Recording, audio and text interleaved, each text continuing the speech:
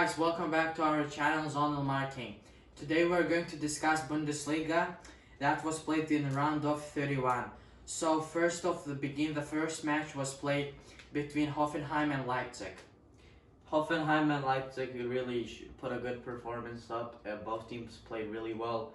And, Leipzig, we've seen them suffer in the past. They haven't been able to win for a really long time. Yeah, now finally they got their win and Daniel Olmo scored 2 goals. So in the beginning of the match, Hoffenheim earned a penalty. There was a foul on Dabur, and then they reviewed in VAR, but then they cancelled it because that didn't look like a penalty actually. And then Hoffenheim didn't get their penalty, and then Leipzig got the win. So they're still in the race in the Champions League. They're in the 3rd place right now. And then Wolfsburg at home, they drew with Freiburg 2-2. And then Dortmund won away against Fortuna Düsseldorf. Borussia Dortmund, they scored in the last minute. Erling Haaland scored the header. So that was an important win for Dortmund. Yeah, Borussia Dortmund along with Bayern Munich, they are definitely by far the best 2 teams in the Bundesliga. And the results and the scores in the games that they're playing in, it's really showing. Yeah, I mean, I don't want to say by far. I can argue with you on that one. I think Leipzig is somewhere in there. I would say Bayern, Dortmund, and Leipzig. And then, guys, Hertha at home, they went up against Eintracht Frankfurt, and Eintracht Frankfurt, finally, they also won. It was a tough opponent, Hertha Berlin. They're looking very good with their new coach, and they have very good players, so Eintracht won 4-1 away. Yeah, it was nice to see Eintracht Frankfurt scoring so many goals. And it looks like they're finally getting back and adapting again to their old attacking style of play that they had. And it's just great to see a team coming back to its shape. Yes. For Hertha Berlin, the first goal was scored by Christoph Pentek, and then in the 45th minute, Hertha's defender Boyata, the Belgian international, got a red card, and then Hertha were left with 10 men for the rest of the match.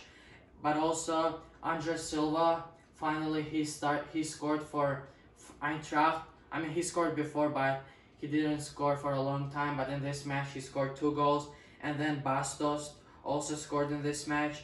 So it was a very good match for Eintracht. And then there was the Eintracht's goal was very beautiful. Kamada, he dribbled past 3 defenders, and then he gave a pass to Andre Silva. And then Andre Silva finished it with his heel. Yeah, and just want to say something real quick. In the past games that Eintracht Frankfurt have played, I've seen this combination a lot. It was from the ball, they played the ball to Kamada, and then he would either dribble or just straight away pass the ball to one of the forwards, but mostly Andre Silva, so I guess they've been working on that a lot throughout the past. Yes. But then the next match, Union Berlin away, they won 2-1. Right now, Union Berlin are in the 14th place and Köln is in the 12th place. There isn't a big difference in the league table, but Union Berlin managed to get a win in this match. And then Werder Bremen, the team that struggles this season, they're one of the bottom teams. They played against Paderborn. They're also in the bottom side of the Bundesliga table, but Werder Bremen, they destroyed Paderborn away 5-1. Yeah, this is a well-deserved win, and just looking at the teams, Werder Bremen is on a way higher class than Paderborn. Yeah, but for some reason they're struggling this season. Yeah, and then the match of this round, the most entertaining, the highest class match was played between Bayern Munich and Borussia Mönchengladbach. Bayern Munich, they rotated their squad a little bit.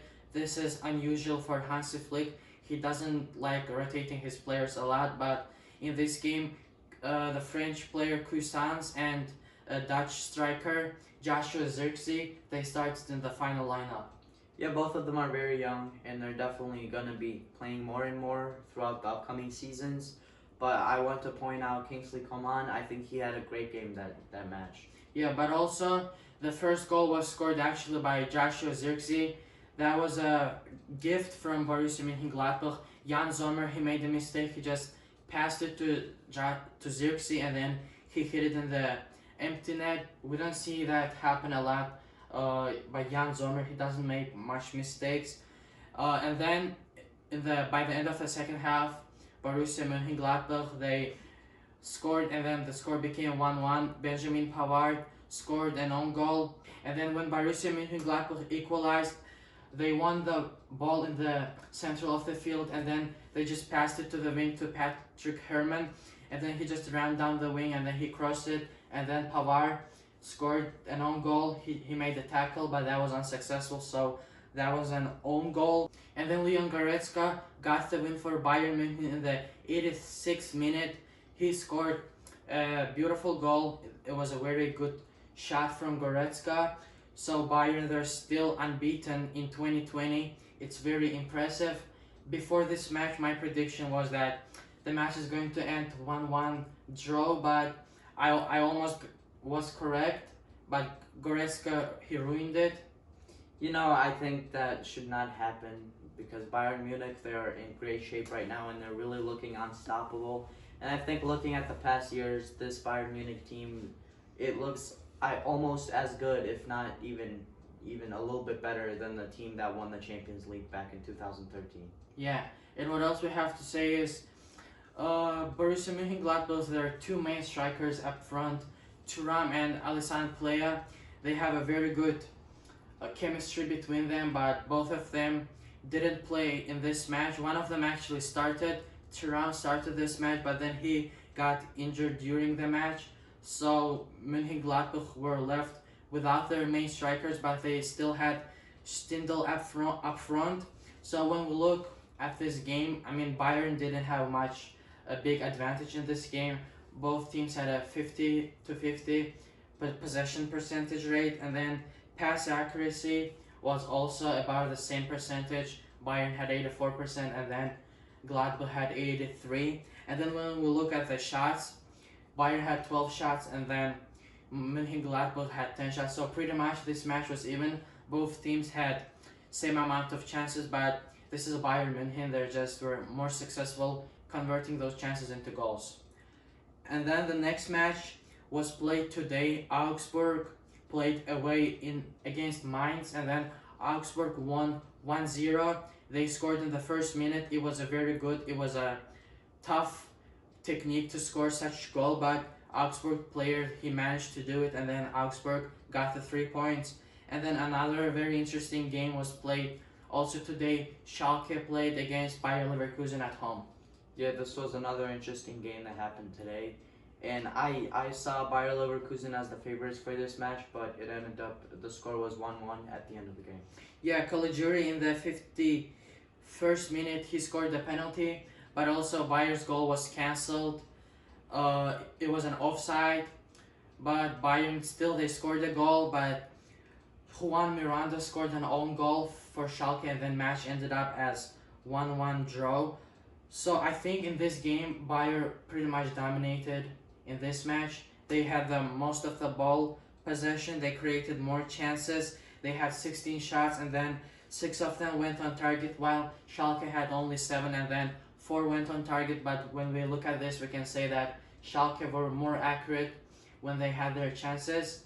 But still, Bayern were just playing their game, but Schalke, their defense managed very well, and then this game ended 1-1. Yeah, and what I want to note is that I saw that Kai Havertz was playing more of a wider role this game. I don't know, maybe that could have impacted the result if he played his usual role and was more of a central up top player.